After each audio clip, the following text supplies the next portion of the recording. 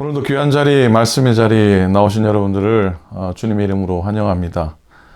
날씨가 춥고 또 비도 오고 그러네요. 코로나도 여전하고요. 주의 인도하심 속에 하루하루 거하시기를 기도드리고 또 그렇게 지나시기를 축복합니다. 자, 오늘 묵상하는 시간입니다. 우리 기도하고 말씀 나누도록 하겠습니다. 하나님 아버지 고맙습니다. 주신 시간이 우리에게 너무나 귀하고 복되기에 말씀을 나누는 시간이 우리에게는 참으로 귀중한 줄로 믿습니다. 흘러가는 시간 가운데 한 해 한 해 지나가는 시간이지만 주님과 더불어 말씀 안에 교제하고 교통하고 또 기도하면서 지난 이 시간이 우리에게 복된 시간 되게 도우소서. 성탄절을 앞두고 오늘도 말씀 묵상합니다. 또 한 해에 하나님의 은혜를 구하며 또 인도하심을 구합니다. 이 성탄이 기쁘고 즐거우며 또 주님 다시 만나는 시간 되게 도우시고 이 한 해의 마지막이 우리에게 참으로 의미가 있고 참으로 값지고 소중한 시간 되도록 축복하여 주시옵소서. 오늘도 화면을 통해 만나지만 우리 교우들을 주님께서 붙잡아 주시고 여러 어려움 속에서 잘 이겨나가게 하시고 성탄의 기쁨이 가정들마다 넘쳐나도록 마음 심령들마다 가득하도록 충만하도록 인도하여 주시옵소서. 오늘 부족한 종의 입술을 주님이 주장하소서. 감사합니다. 예수님의 이름으로 간절히 기도드립니다. 아멘, 아멘. 자, 성탄절 맞아서 기쁨의 언덕으로 묵상이 이제 누가복음 1장과 2장을 묵상하게 되는데 오늘은 누가복음 1장의 34절과 35절 두 절 말씀을 읽어 드리도록 하겠습니다. 마리아가 천사에게 말하되 나는 남자를 알지 못하니 어찌 이 일이 있으리이까? 천사가 대답하여 이르되 성령이 내게 임하시고 지극히 높으신 이의 능력이 너를 덮으시리니 이러므로 나실 바 거룩한 이는 하나님의 아들이라 일컬어지리라. 아멘, 아멘. 자, 오늘 말씀의 제목은 예수님의 어머니 마리아. 오늘 마리아에 대해서 좀 묵상해 보기를 원합니다. 여러분, 성탄절은 예수님이 탄생하신 날이죠. 하지만 예수님의 탄생은 탄생이라기보다는 오심이라 할 수가 있습니다. 탄생이라기보다 오심이다 하는 생각을 더 하게 됩니다. 하나님이 이 세상에 오셨습니다. 그리고 사람의 모습으로 이 세상에 오신 겁니다. 말씀이 육신이 되어 우리 가운데 거하신다는 이 말씀에 이 성탄에 엄청난 중요한 의미가 있습니다.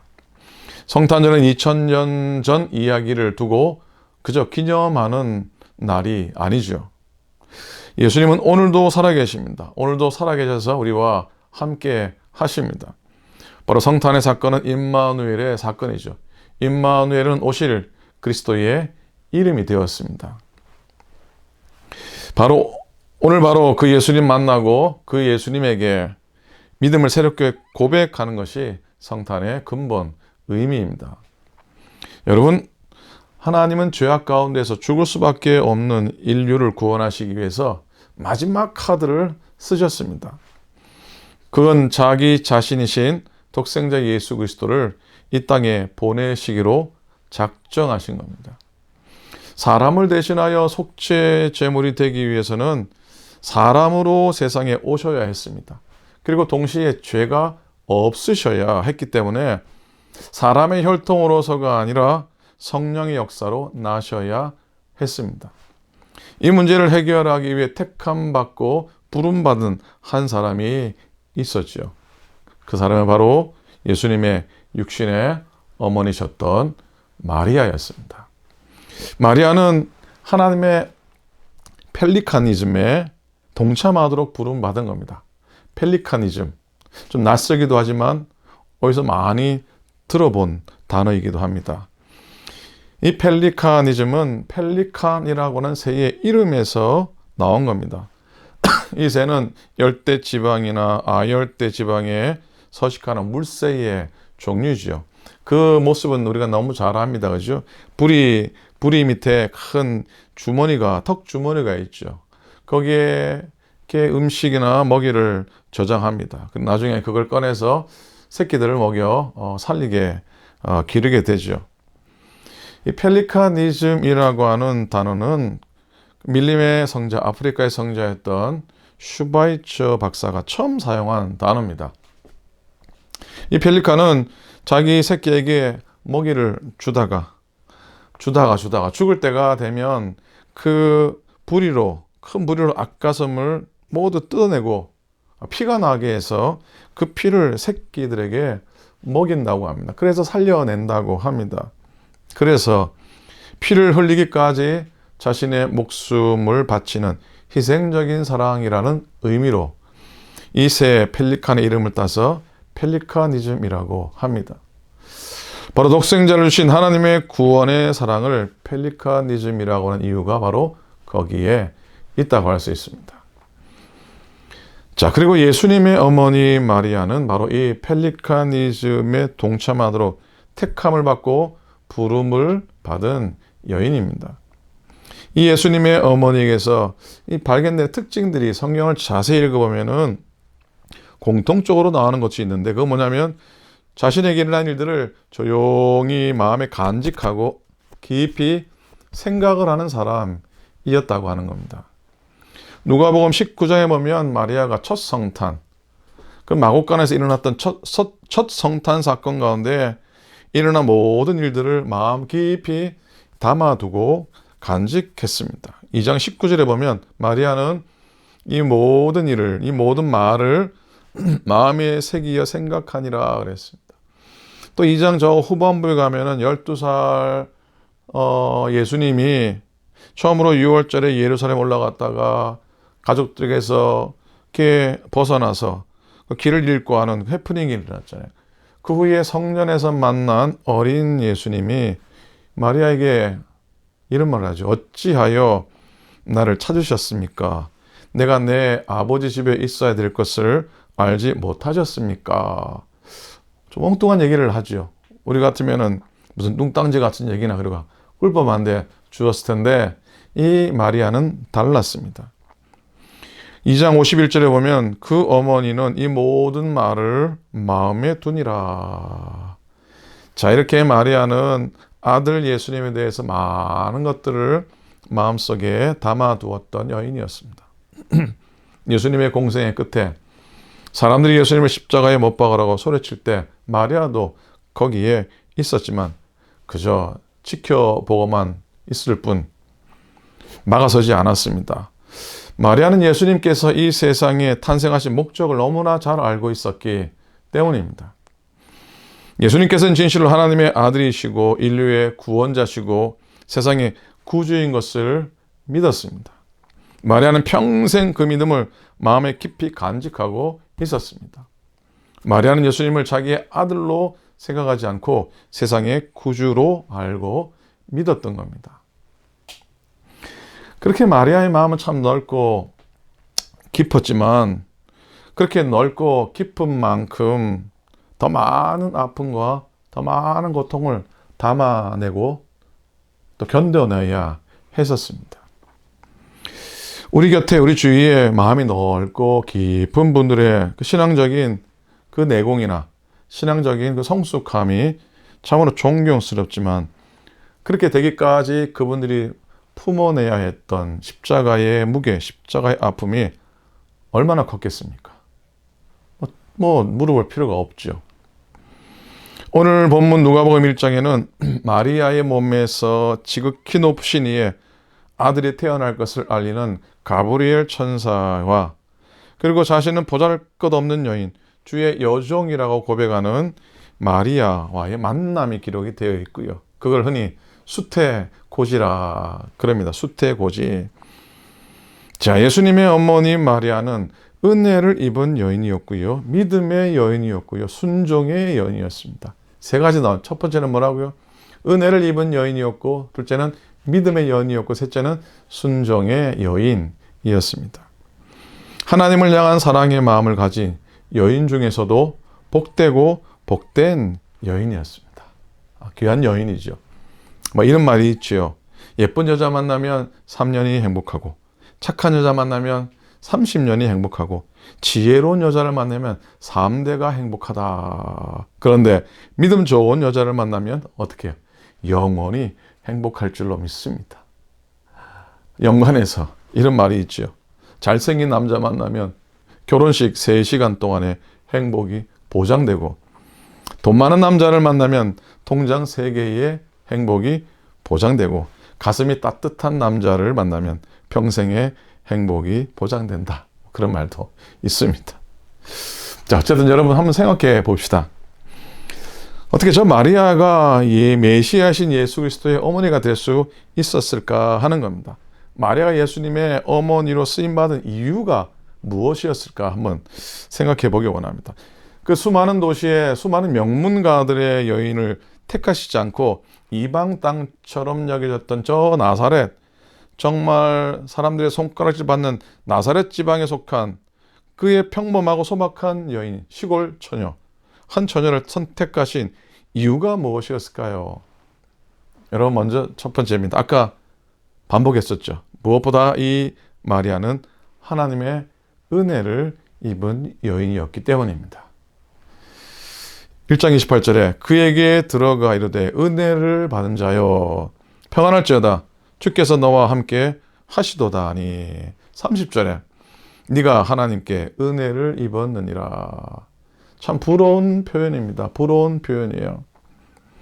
이 시간 여러분 모두들도 하나님의 풍성한 은혜를 입은 사람들이 되시기를 축복합니다. 아멘입니까? 하나님의 은혜를 입은 사람. 이렇게 하나님의 은혜를 사모함이 마리아의 마음에 있음을 보시고 하나님은 그녀를 당신의 계획 가운데에 세우시려고 선택을 하신 겁니다. 자, 그리고 마리아에게 임한 택함의 은혜의 두 번째 이유는요, 그녀가 하나님의 능력을 믿고 신뢰했기 때문입니다.